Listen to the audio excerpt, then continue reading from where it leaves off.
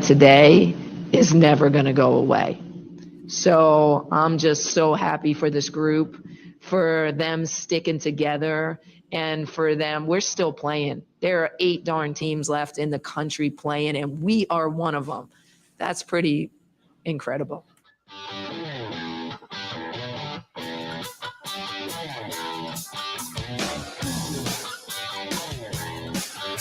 All right, welcome in. Good afternoon. It is Afternoon Live, the Maize and Blue Review. We're here weekdays at 1 o'clock. We're part of Rivals.com, talking about the latest in Michigan sports. And that was KBA. Kim Barnes-Arico, Michigan women's team, Michigan women's coach, on her team getting to the Elite Eight. Part of what we're going to talk about today. I'm joined by Jim Scarcelli. It's always great to see Scar here on this Monday morning, back from the gym a little bit early and ready to go. What's up, Scar? Life is good, man. A lot of good stuff happening with Michigan athletics. Our girls are going to get it done tonight, baby. I'm fired up.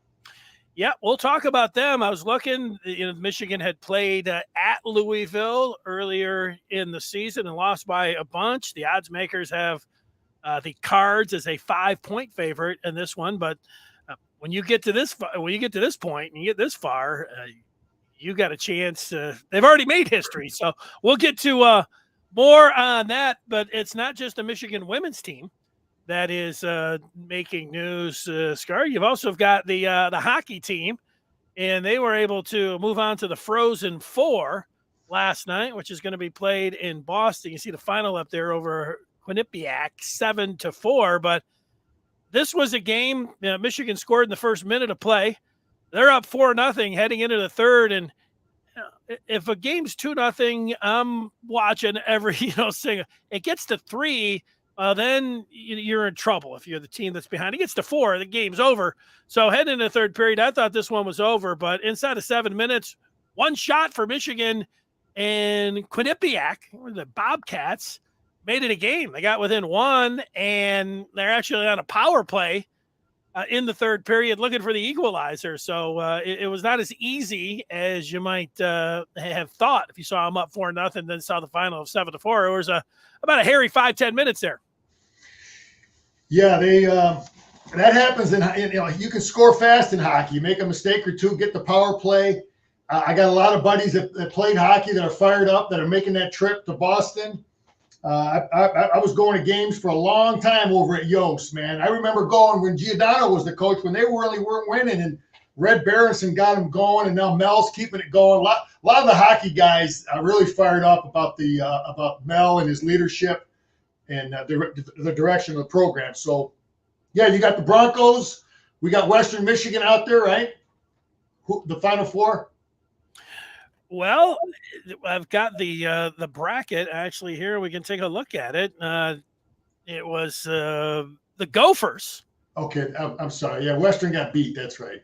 Yeah, so you got the Gophers, and I don't know what Minnesota State's nickname is. You have to pardon me on that. You got Denver taking on Michigan in the first Frozen Four. That looks like it's going to be it all the way till April the 7th. That's going to be a great weekend. You've got on Thursday Michigan and Denver. You also have the Masters starting that weekend, and you get to April 8th. That's opening day here in Detroit. So that's so if you get to a Saturday championship game, you got the Tigers ready to go. Major League Baseball. The first 2 weeks of April are looking good. Yeah, that'll be great, man. I'll be tuned in, watching our girls, watching our guys hockey, and then we got the spring game going on too. I don't even know if that's televised, but hopefully we can get a peek at that Michigan spring football game. I hope so. Last year that was one of the reasons that they used. No, they're not going to film it live, so we're only going to let a select few in. I thought they bobbled that one. It ended up working out for them. When you have a nice season, people forget about that, but. Yeah, the spring game. We'll get to that in a little bit as well. Boston, your friends will be able to tell you, Michigan won their first national championship down in Cincinnati. I was at that game. I took the drive down to that stadium to watch Michigan win their first national championship in '97. A couple years later, Do you know where the site was in '98 when Josh Langfeld scored and Michigan won their second national championship? Do you know where that one was at, Scar? No, Danny, I'm guilty. Was that Joe Louis? It was in Boston. Okay, good. I don't know about the same arena, but they're heading back to Beantown, so maybe shades of '98 there, and that'll be great. You're right, Brett Berenson. You mentioned him; he was the head coach there. His assistant Mel Pearson, and he's got this thing rolling. This team is stacked; they're full of stars all year long. Everybody was saying it's Frozen Four or bust. That's great, but that puts a lot of pressure on you. You know, they didn't win the Big Ten; they didn't win the Big Ten tournament, and here they are as the number 1 overall seed, and they're sitting here and in good position. Yeah, we'll have a lot of Michigan people there. A lot of Michigan people on the East Coast, so we'll be represented good. And yeah, I know they were probably a little disappointed the way the season went, not winning the Big Ten championship, but they got a chance to redeem themselves. A lot of really good players, and hopefully our better. But we got better players. You know, we got good coaches, and we got let's make it happen. Yeah, they're stacked. Good luck to them. That's going to be great. You also had, and mentioned it a little bit, you had the women's team getting the victory over South Dakota. Here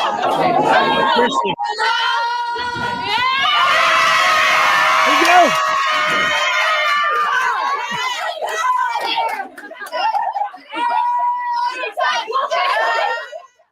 That's the tradition now, Scar. You get up there and you get your name, and there it is. You put it on the bracket there. But I liked how she was pointing at the name Michigan on the front of the jersey. I like that. She's got the right mindset, man. It's that's how we roll in that whole Michigan athletic department, man. It's team, it's Michigan. And it's always been like that. And we've always when I was an athlete there, we all knew each other, wrestlers, hockey, girls, boys, basketball. We all, were grinding, going through the same kind of stuff. And there's that unity and cheering for each other. And that's good to see, man. Yep. And Kim Barnes-Arico is a pretty interesting coach. It's not like she played at a big time college and then was a GA somewhere and was in with his pipeline. She went Division III. She quit her job as a school teacher to essentially get paid nothing at her first coaching job. I was reading the story about her today. She almost lost their first game by like 100 something, like for real, 194 something points. But slowly and steadily just kept going and working and outworking everybody and getting all the way up through the ranks to then St. John's and now at Michigan. And it's not like Michigan, they've had individual players, but it's not like they had a star-studded basketball program. And she's got them to the Elite Eight for the first time and a chance to go to obviously the first Final Four tonight. What an accomplishment already. And they got when you think you need a great player, they got a great player right there, 00 Naz Hillman. Yeah, coach has done a great job. Michigan's it's not overly hard to sell Michigan sometime, but she's done a great job. She brought good players in, and we got a lot to sell. Danny, I don't know if I told you, but I have a friend of mine was a Michigan coach back in the 80s. She was Gloria was the head coach, Michigan basketball coach back in the early 80s, and she told me the stories of how difficult it was. And you had Chrysler Arena. That's all you had to practice. And you had the boys team and the men's team, and maybe they didn't always get the best time to use the facility. And now you look at the facilities. I talked about it last week with our other sports, our gymnastics, and our wrestlers. And, we can compete with anybody with facilities now. Our girls now can practice right after school. They don't have to come at, 8 o'clock at night, 7 o'clock at night.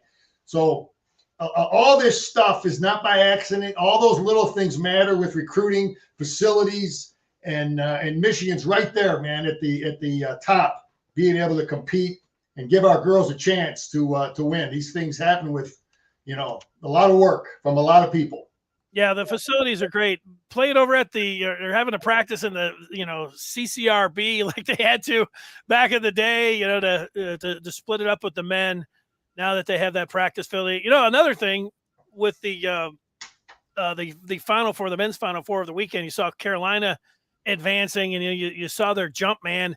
The whole thing with the Jordan and the jump man line for Michigan, that helps out the men's team. That helps out the women's team too. That brand across college basketball, that doesn't hurt. People come in, even if they're not coming to Michigan, they like putting on the shoes and getting a couple pairs and, stand in front of all that. It's a pretty sweet setup. I would say that deal that they entered into with the Jumpman has paid off here for Michigan. Hey, I've been around recruiting a long time. My brother got recruited. I got recruited by everybody around the country. I was a high school coach. I've seen it. And you'd be surprised what influences a kid. I mean, it's incredible. Everybody has different things that matter in what they look at in a school. And, and then there's kids that look at that stuff. What's the jersey, man? What do you got? Adidas, you got Nike, you got Jump, what are you doing? Is my name on the back of the jersey? Or is it not? What kind of shoes are we wearing? Those things matter to some guys that are getting recruited, and I remember the story of Michigan hockey assistant Bill McCult. He was behind the bench last night. I saw him with that beard. He's got the same hairstyle as I do, but back in the day, remember they asked him, what was, I think he's from Canada, what attracted you besides the hockey program? He said the Fab Five.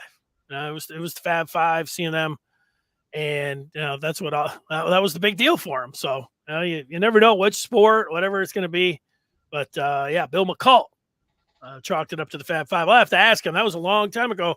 I heard that story. I talked to him a couple of years ago, 2 years ago, but I'll have to see if I didn't ask him about that particular story.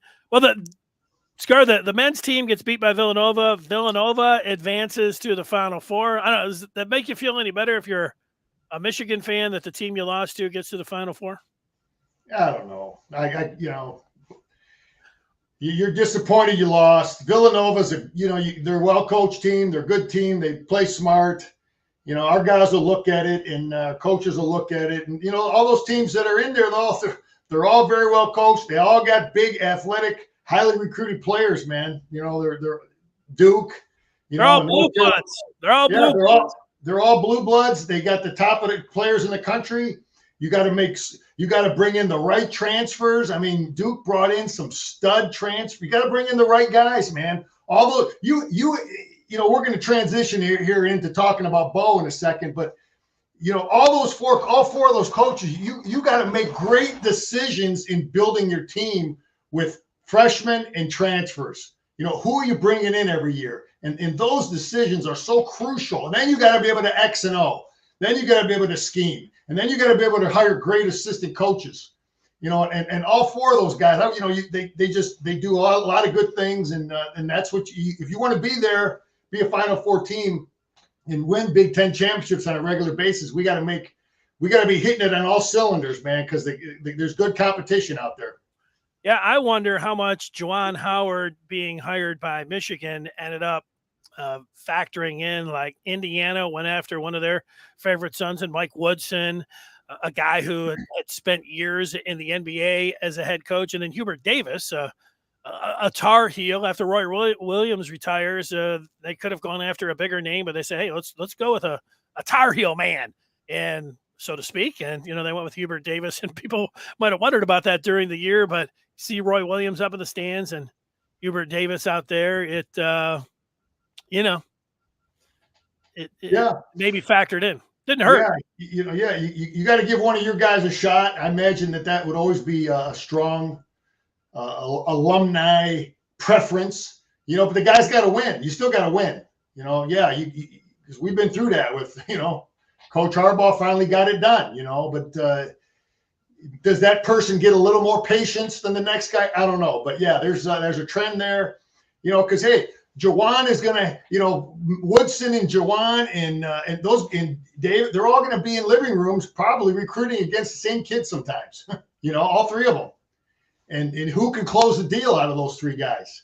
Bringing in the top transfer, bringing in the a top 20 kid in the country, a freshman kid. So you got to be a closer, man, and that's a huge skill that the head coach has to have. Who can close the deal with the mom and the kid?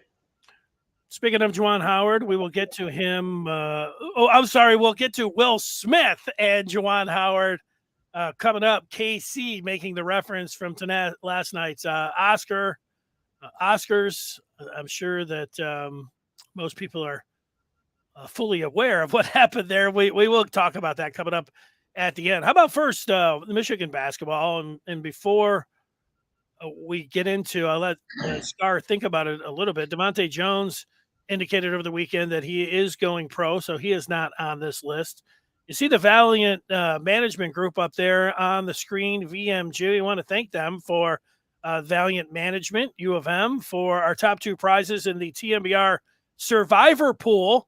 That is over, and thanks for the Michigan versus everybody gear from Valiant. We appreciate that. And we appreciate everybody who took part in our Survivor Pool. And it came down to two guys, both picked number one seeds, and they both lost. So it came down to a tiebreaker. All right, Scar, who goes, who stays? Hunter Dickinson. These are my percentages here. Don't let these affect you. Hunter Dickinson, I think 80% chance that he goes pro. If you think about it, I'm sure people have asked you, who do you think's coming back next year? What do you say when they ask you about Hunter Dickinson? You know, Denny, I just went on that little comment he made. I'm almost on the total opposite end of you. I think there's a 20% chance he goes because he indicated, he talked about, he thought he let his team down. And the improvement he had from last year to this year with stretching his game, he knows he has to be an outside threat to be a draftable kid.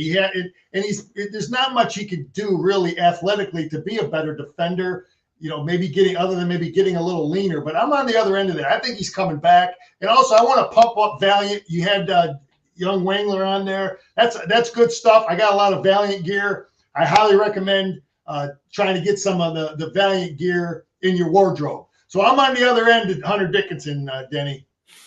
Yeah, well, Tim McCormick thinks that Dickinson's coming back, so I think his percentage it would be above 50 about him coming back. So it would be different to me. I hope I'm wrong on that. That's me just reading it. I don't go on what guys are saying right afterwards. I've seen too many emotional news conferences and stuff like that. Although I've been wrong before. I remember one of my favorite Michigan Wolverines of all time, running back Tyrone Wheatley. And I thought, Tyrone Wheatley's as good as gone. He held the press conference and everything. And I'm like, well, this is where he says he's leaving. He's going to, do what's best for him and his family. And Wheatley came out and said, I'm coming back, which was great for Michigan. And it worked out great for Wheatley as well. Yeah. So Diabates in Houston, I see them. I see their names on those lists. Houston was like number 20 some on some of them, and Diabates the top, potential first round pick, and then other polls have them lower. So, I'd like to see them both come back. They improved a lot as the year went on, but I don't know. They see Caleb. I know free throw shooting is important in the NBA. Caleb Houston is a 6'9" kid. He can make his free throws. Would they put him? I don't know. I'd like to see them both for one more year, get stronger, get thicker, because then we'd have something real special if those two guys come back with Bufkin and Collins and maybe bring in one or two good transfers. We could have something special.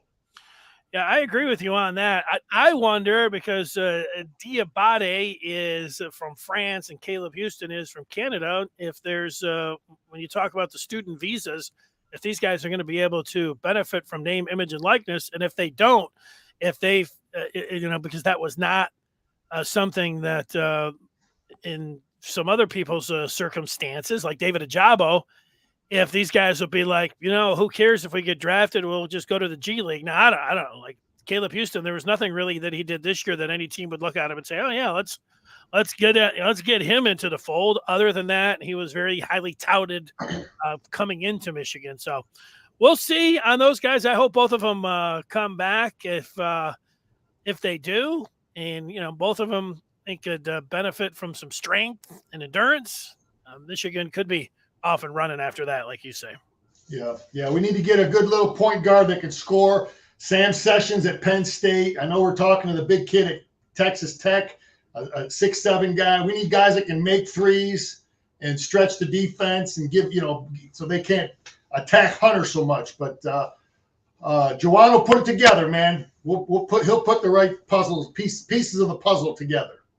Well, Juwan Howard is a Michigan man. He played at Michigan. You wanted to talk about the idea of a Michigan man. It really came into popular lore in and around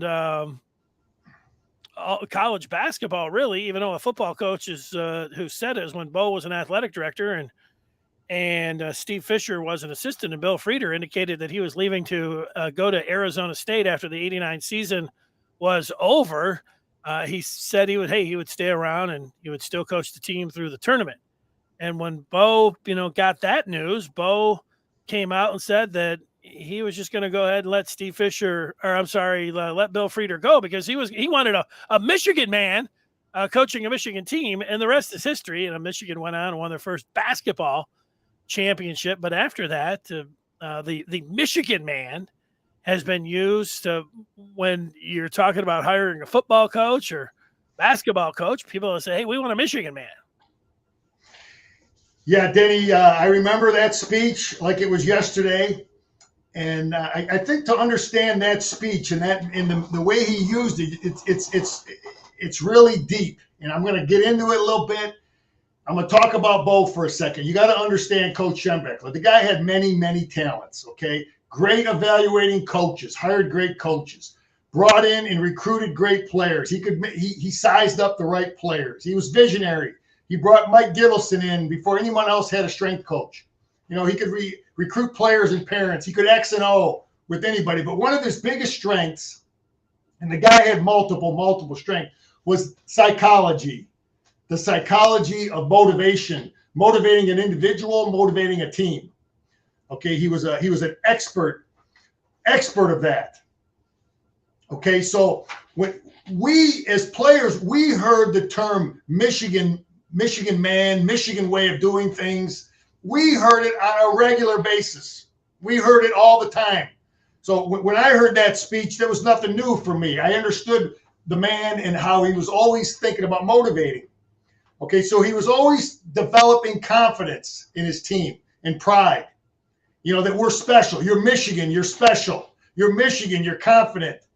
We're Michigan, we go to class every day. We're Michigan, we practice harder. We hit more in practice because we're Michigan. You do things right because you're Michigan. We heard those kind of phrases on a regular basis. And he understood you were going to play in front of 100,000 people. So he had to have your mind individually and your mind as a team really, really strong, confident. Okay. And, that we practice harder. But I also want to say this, never with any kind of arrogance, never with as much as he was instilling pride in us that, hey, you're Michigan, you're special, you practice harder, you work harder. He was never downplaying the opponent. He never taught, to disrespect the opponent. So anytime the man said the word Michigan, that word, he never said it timidly. It was always with strength. It was always with power. This is Michigan, and this is how we're going to do it. So that word in his vocabulary was always said with power and strength. Okay. And, to develop the confidence. It was a mindset. He was developing a mindset that Michigan is better. You're better. You're going to find a way to win because you're Michigan. You're not going to quit in the fourth quarter because you're Michigan. You're going to run harder in practice because you're Michigan. You're going to practice harder. And so he was constantly instilling that. Companies do that, Denny. Businesses do that. They're developing a mindset, of what they want. Okay. So there's two words that we heard at the football facilities more than any word in the English language from Coach Schembechler. We heard the word team and we heard the word Michigan, and those words were constantly pounded into our head that we're team guys and we're Michigan. And there's that one speech that's on YouTube. Coach Schembechler's talking about the team. We heard that speech done every other day, in terms of pounding at the team concept. I'm going to give you one example of the word Michigan. Every Monday we ran a mile. We'd run out, we'd go through the other team, and at the end of practice we would run a mile and we have a good stretch. That mile was called the Michigan Mile. Mike Gillis said, okay, it's time to run the Michigan Mile. He didn't just call it, we're going to run a mile. We're going to run the Michigan Mile. Because in their mind, in the way we were constantly reinforced with the word Michigan, what that meant was, if you're going to go run a mile, you might make that in 6 minutes. But if you're going to run a Michigan Mile, you're going to run that in 5 minutes and 45 seconds. You're going to knock time off your mile because of the way it was presented. Because it's the Michigan Mile, you're going to run it better. I coached high school football for 25 years. One of the first things I would do is teach my kids, and the name of our school was Clintondale. I taught them how to do a Clintondale push-up. We weren't going to do a regular push-up. We were doing a Clintondale push-up, and it was going to be perfect. It was going to be, and I explained it. The same thing with the Michigan Mile. It was going to be with great effort.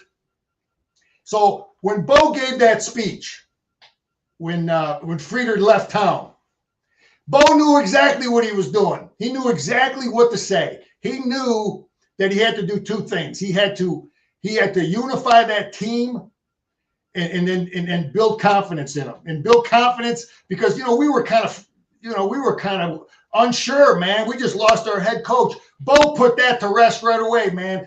We are a confident group, and we're proud, and we got a Michigan guy leading us. So by him saying what he said, he unified the players, he gave the players confidence, and he unified all the Michigan faithful. The whole Michigan community was unified. The players were unified. He knew exactly what he was doing by what he said that day. So I guess that's I just want people to understand when we hear the term Michigan man, and what it meant from Bo Schembechler was instilling that pride, instilling that confidence, instilling that mindset, that you're special and you do things right and you prepare right. And in the end, when the game is tough, you're not going to quit because you're Michigan. Good explanation. Impersonate Bo. Say Michigan like Bo would again. Because you're Michigan. You're going to practice like Michigan. I remember one time, they looked at everything. The way we entered the field one time, and that 1984 team that lost 6 games. And they videotaped the whole game, us coming out of the tunnel. And we had our meeting. He says, that's not how Michigan comes out of the tunnel. That doesn't look like Michigan. And he went on and on. And he knew what he was doing. He was establishing and continuing to pound that everything we do has to be with great effort, has to be with pride. And he never, ever, ever said the word Michigan with any kind of timidity. Is that a word, Denny? Timidity? Yes. Timidness. Passiveness. You got it? It was always said with, I'm going to punch a hole in the wall type veracity. Okay, that's how he said that word. It was never, ever casually said. He said it with strength and power because he was reinforcing, the meaning of that word in our vocabulary. It's interesting. I was talking with a former player who played for Bo 2 years ago when the pandemic season where Michigan went 2-4. A couple of instances, he said, I knew they weren't going to win those games by the way they ran out of the tunnel. And I think he's talking about what you were talking about there. He's checking out the way that they ran out of the tunnel. He didn't like. Yeah. He played for Bo. Bo was big on running out of the tunnel. I've got 2 things. Good stuff, Scar. You could weigh in on either of these. You familiar? Have you ever watched the show Hard Knocks? The Lions are going to make their first ever. They're going to make their debut on Hard Knocks. It's been going on for a long time, but 5 episodes. It starts in August, and there you go. Culminates with the season finale. So the Lions are going to finally be, after all of these years, on Hard Knocks. Any familiarity with that show? Oh yeah, I've watched. I don't get HBO, but I've watched it. The replays when you get it later on YouTube or whatever, and I've watched them. But yeah, I like it. It's good. I like watching the coaches coach and the interaction with coaches and players, and it's good stuff. And they get into it, and it's good. It's good from a play. It's interesting stuff. Good stuff. I like the coaching staff there. I think they got some tough, competitive guys. I hope they, just got to get better players, man. But yeah, that's good stuff. I'm glad to see it. Yeah, I wish Michigan would go back. I like, the more access, the better for me. I don't think your opponent's going to get very much out of that. I know they all watch it, but it was like when Michigan did their all or nothing, when they had the cameras in there, behind the scenes. You get what they hear the guys are saying on the bench, on the sideline, after the fact. If there really was anything that was being said that you thought would tip your opponents, you may have some editorial say over what was being put in there or not. I don't know exactly what the agreements are with all or nothing, how that worked, but especially with, I remember Harbaugh saying when it was happening, it was too bad that he couldn't give any of the players any money for it. It would seem to me like a pretty good idea. Let's get another all for nothing, part 2.0. Let's see some of the proceeds this time, going to the players, but maybe something like that would happen again. I'd be for it. Yeah, that'd be great, man. Anytime you can compensate these kids, because Denny, every single thing you do affects recruiting. Everything matters.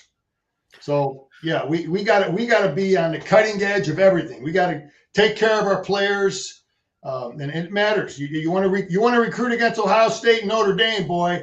Alabama, in Georgia. You better not be missing it on any front, because you will get out recruited, and we can't afford it. We want to play with those guys. You got to recruit with them.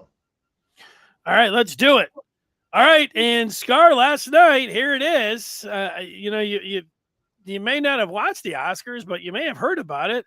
This right here, Will Smith, and he slaps comedian Chris Rock across his face for saying something about his wife.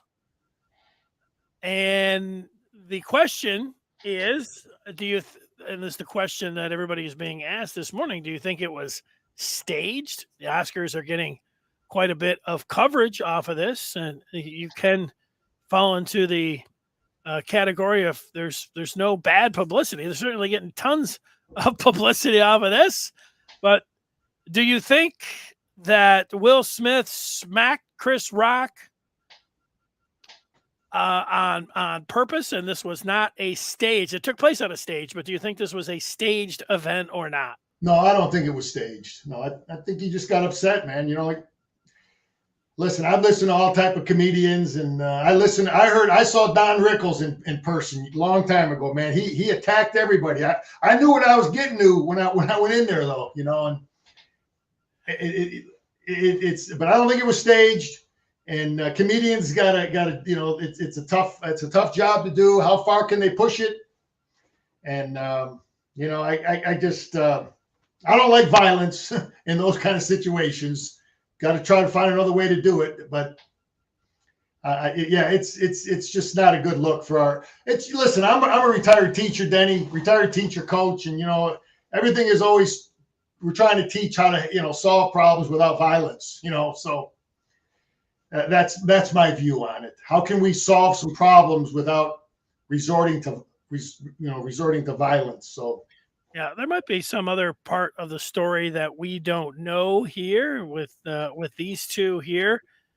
You see so many roasts, and you see so many comedians making fun of the actors at the Oscars or at the Golden Globes. Kind of goes with the territory. So it's that it.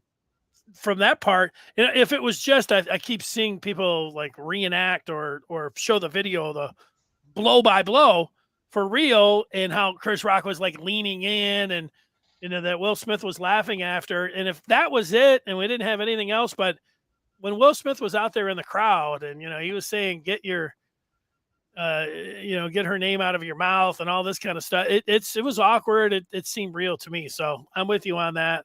I thought so too. But then there were a lot of people on the internet. I know you've already been tired. You said you're tired of this story. You were tired of it in the tournament, where a lot of people were comparing Will Smith and Juwan Howard because, of course, the slaps heard around the world. But you're done with the Juwan Howard part. Right? You don't want that to play out anymore. Hey, man, I don't control what media thinks. I think right here with you and I, though, I'd rather not talk about it. I'd rather get into other stuff. But whatever, man. That's what you want to do. The things he said after, man, sitting in the stands, that didn't look staged. He was upset. Yeah, I agree with you, and it's getting a lot of coverage, obviously, and it'll be talked about quite a bit over the next few days, and we'll pop back up. There you are, there's a full screen of Scar now. I like that. You got it in. All right, Scar, the spring game. So football, you went to a practice last week. Coming up this Saturday, it will be April the 2nd. We are going to have a spring game, and the fans are invited. Yeah, I tell you, Denny, looking back as a former player, one of the greatest days of the calendar year for a college football player is the spring game, because now you've got some time to regroup, heal, maybe just be a student, go to spring semester, summer semester, and just train. But yeah, it's a big day as a player. There was when I was playing, we had the hot dog versus the steak deal. The coach would pick two coaches to coach the thing up, and they would select the staff, and then they would draft the players, and it was a competitive game. And that's how we did it. And then we had a golf outing after. Bo took the team. We went and played golf after and had our steak and hot dogs after. None of us could golf, but it was a fun event. It's what we did. But after the spring game, there's a lot of happy players. I just can't tell you how happy they are. There's usually a party at night and a lot of happy people. So I just want to mention that. But if I'm watching this scrimmage, what I would tell people, I don't know if it's on TV, if you're going, the big thing I'm looking at is the edge guys. Who's replacing Ojabo and Hutchinson? Okay, I think Morris is one of the guys that's the front runner on one of the spots, but I see 5-6 guys competing for playing time in the other spots. Is Harrell going to step up and show he can rush the quarterback? Is McGregor going to show he can and adjust to everything and be I think he's a pass rusher. Can he do all the other things? Can Taylor Upshaw be the guy that can play the run, play the pass? So I'm looking at that position. A lot of guys competing for one spot. D-line, who's going to be opposite Mozzie Smith? Same thing there. There's 4 or 5 guys battling it out. I'd be looking at those guys. Who are the guys that are rotating in there and the inside positions? See who you think stands out. Secondary, we got a lot of new people in the secondary. Look at the scheme. I don't know how much you're familiar with what we're doing schematically. I think it's going to be very similar. I think it'll be very vanilla. The spring games are always vanilla because the opponent will have that. They'll be able to film it and scout it and look at it. So it'll be vanilla stuff, but I think you're going to see the stuff we did last year. That's great stuff. Yeah. And I think, Danny, offensively, what I would look at is I want to look at them young QBs. I really want to look at the 2 freshmen more than anything because I know what JJ can do.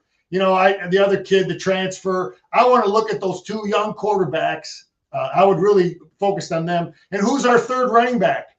We know who the top 2 are. Who's the guy that shows that he can be the third running back?